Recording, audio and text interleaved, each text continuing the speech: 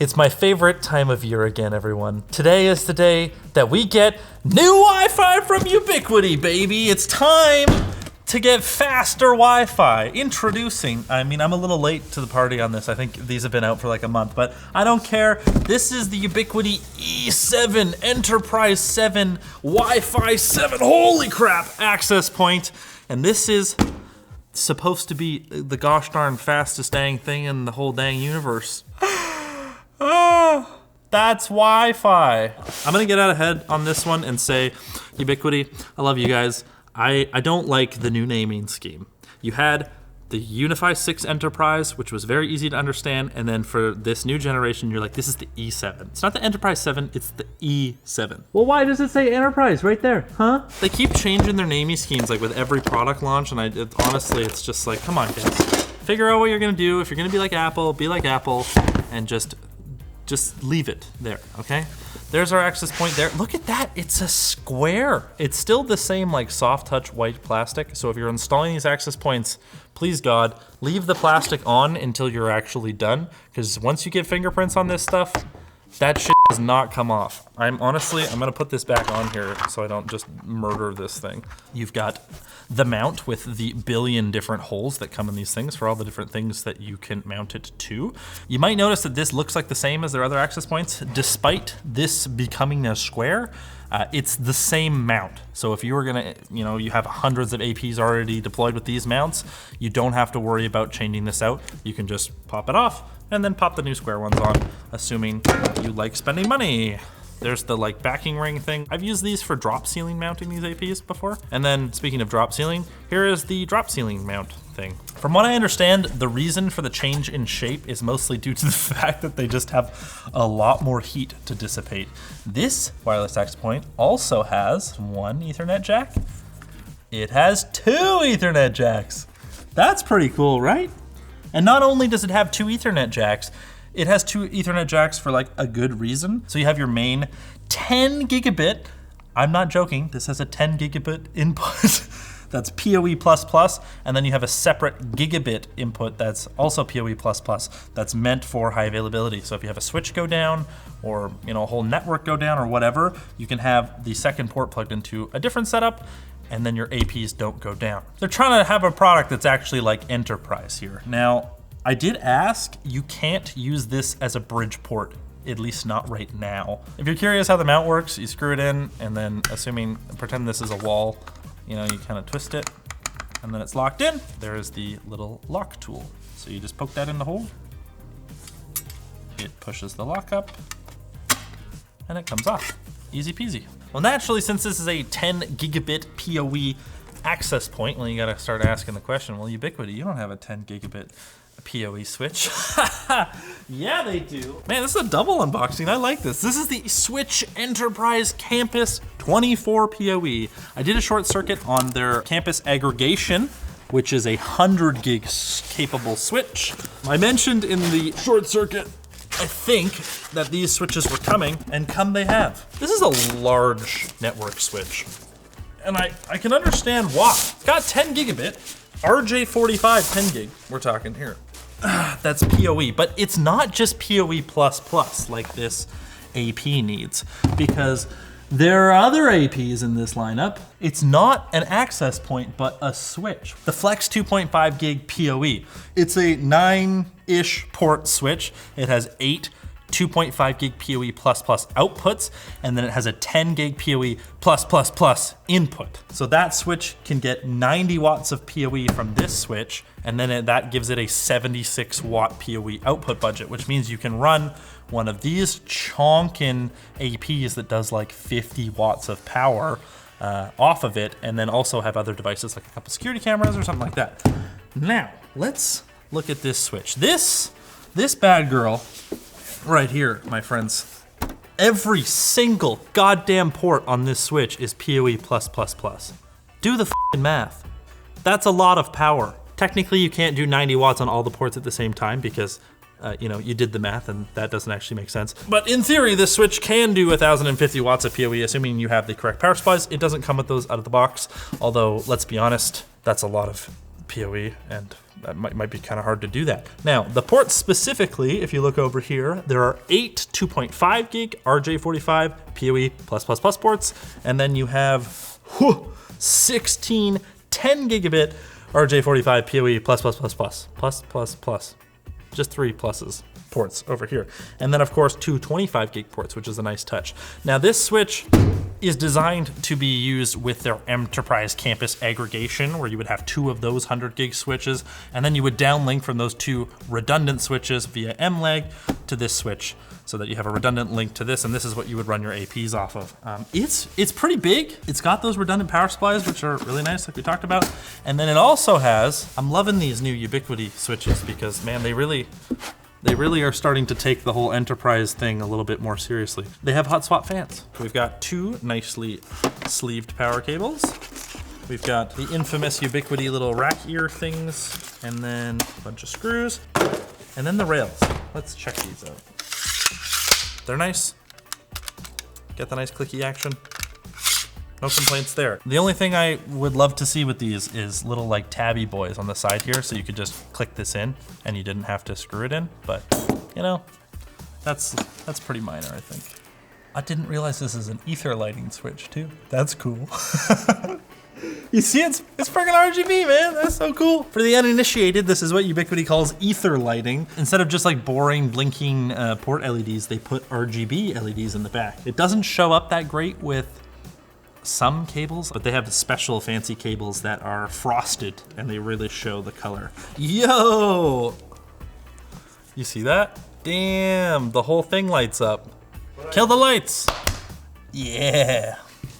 And then we flip it over. That's a bright light. That's a very bright light. Bright like our sponsor. Corsair. If you're looking for a case that offers complete control over customization and cooling, the Corsair Frame 4000D is the one for you. Its modular design and InfiniRail fan mounting system make building or upgrading your PC easier than ever, offering unmatched flexibility to support up to 12 120mm fans and even dual 360mm radiators. Need more GPU support? Well, the Frame 4000D is larger than its predecessor, with plenty of room to fit your graphics card. Plus, it features reverse connection motherboard support and removable internal panels to keep everything looking clean. Built for easy IQ Link integration, this case lets you manage all your components seamlessly. Check out the Corsair Frame 4000D at the link in the video description. Fast forward to the next day, we've got everything adopted, updated, and I have a few testing devices behind me that we get to play around with. Let's talk the specs of this thing. On the 2.4 gigahertz band, it's 2x2, 5 gigahertz band, 4x4, 6 gigahertz band, also 4x4. It's rated for up to 43 frickin' watts of power consumption and 1,000 connected devices. Not to mention 2,000 square feet of coverage off of one AP, at least I guess in ideal circumstances. Let's check out what it looks like in the Ubiquiti controller. Now for the uninitiated, any Ubiquiti devices like these, you need to have some form of controller. What other settings are there in here? Here's ether lighting, look at that. Oh, it still is like your network or your speed, and you can color it based on that. There still isn't an option for, you know, painting the ports a certain color or setting it by device type automatically. All you've got is network and speed. And by network, that would be like your VLAN. But I would really like to see a device mode. And then other than that, you've got your screen adjustments. You can rotate them, night mode. I guess that just leaves us with the access point, and there are actually some new fun things in here.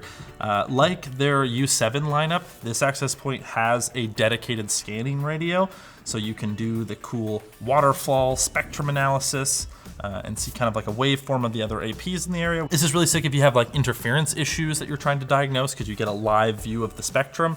Or if you're just trying to set up your APs initially, you can use this to see which channels are the least congested. And naturally, right here, you can see the 2.4 gigahertz. Ugh, absolute dumpster fire.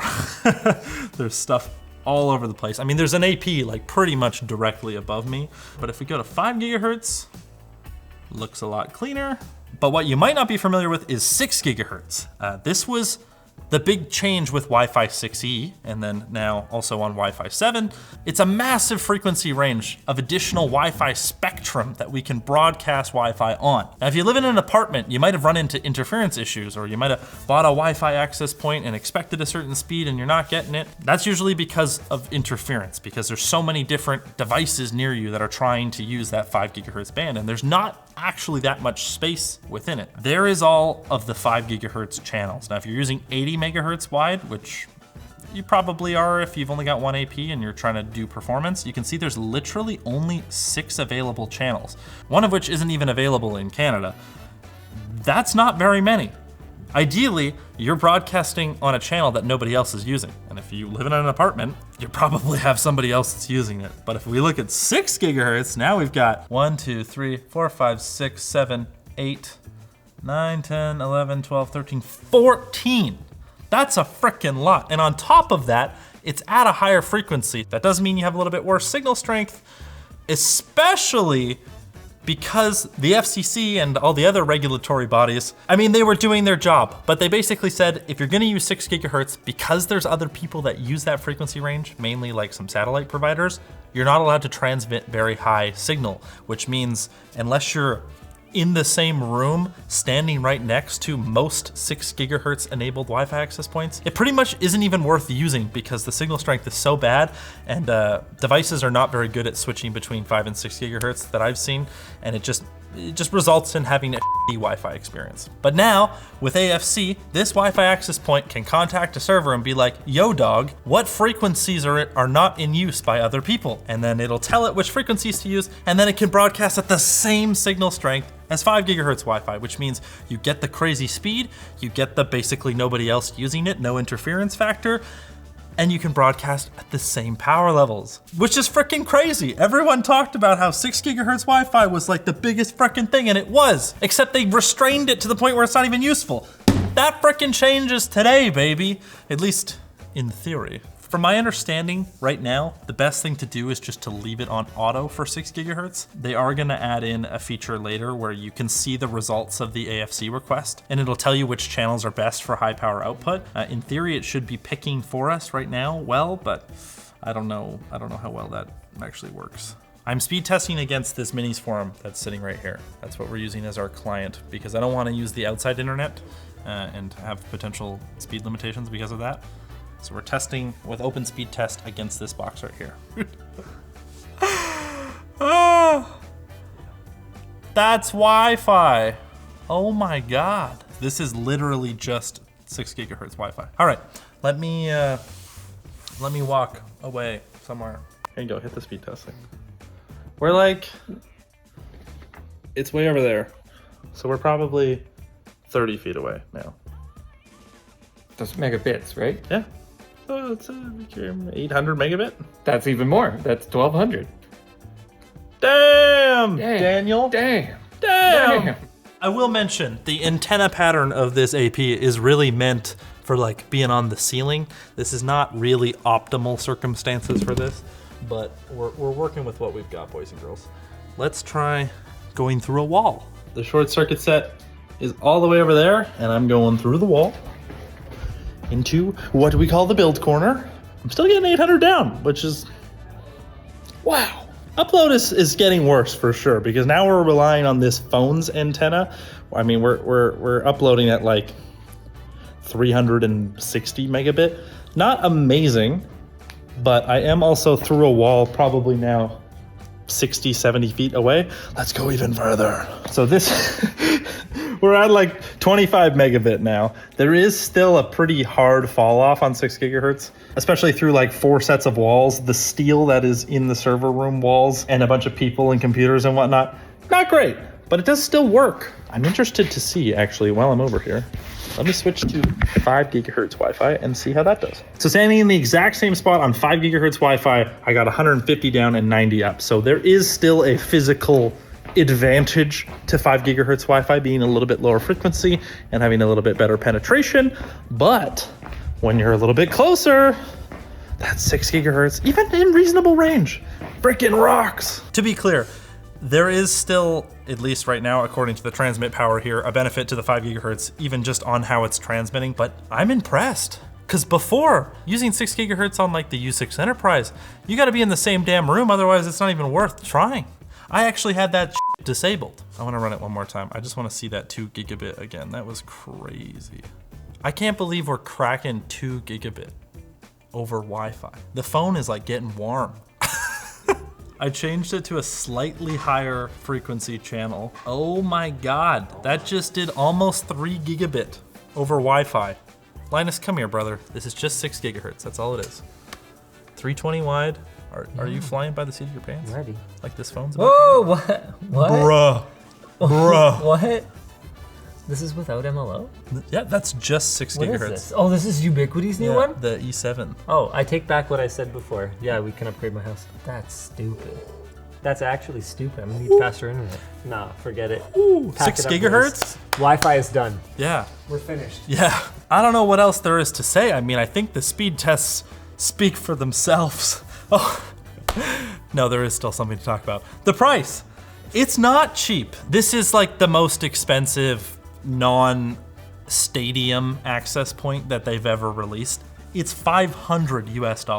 It's virtually double the price of the next step down, U7 Pro Max or U6 Enterprise. I don't expect people to be like rocking these in their house. But if you're a small business where you have a metric load of clients, or you have the ability to make use of this sort of speed, like say you're video editing over Wi-Fi at your house, for work, something where you're making money and you can justify stuff like this. It's kind of insane. I just hope that AFC starts to trickle down into their lower end stuff. I guess the next generation would be like the U8, for instance, and then anyone can experience 6 gigahertz Wi-Fi how it should be. I'd say I want one, but I'm fiscally irresponsible and already bought one, so. He's shaking his head. So thanks for watching, guys. If you like this video, like it, get subscribed. Let me know what you think about fast Wi-Fi. I just feel like I'm at a bit of a loss for words.